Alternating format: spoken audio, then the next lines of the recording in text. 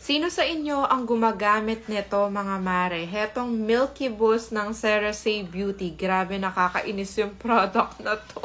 Ang tagal ko na nga na-order to mga mare at nag-order ako nung meron silang pa-sale ganyan para matry lang kasi super trending dito sa TikTok. Grabe yung mga videos na nakikita ko pagdating dito sa Milky Boost na to ha. Siyempre natuto na tayo, hindi na tayo kaagad papabudol. Pero dahil nag-sale sila mga mare, chance na yun, opportunity na yun para ma-try hetong CeraSe Beauty na to.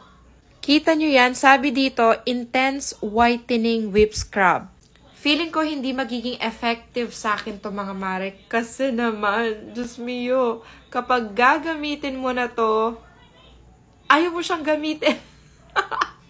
Ayaw mo siyang gamitin kasi napakaganda ng consistency niya, para siyang ice cream. Napaka-smooth niya sa balat. Hindi masakit sa balat kapag ini-scrub mo siya, yung micro beads niya. So, hindi sila masakit sa balat. Meron kasi ako na-experience na scrub na nagsusugat ako.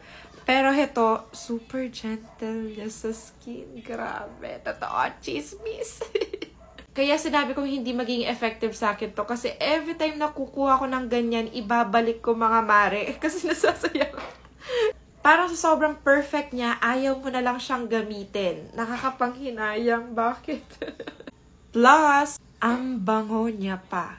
Kung dati mabilisan lang ako maligo, pero dahil dito mga mare, dahil ang smooth niyang i-apply sa skin, sa body, napapatagal talaga yung ligo mo, yung stay mo sa banyo. So, after usage, napakalambot niya sa balat.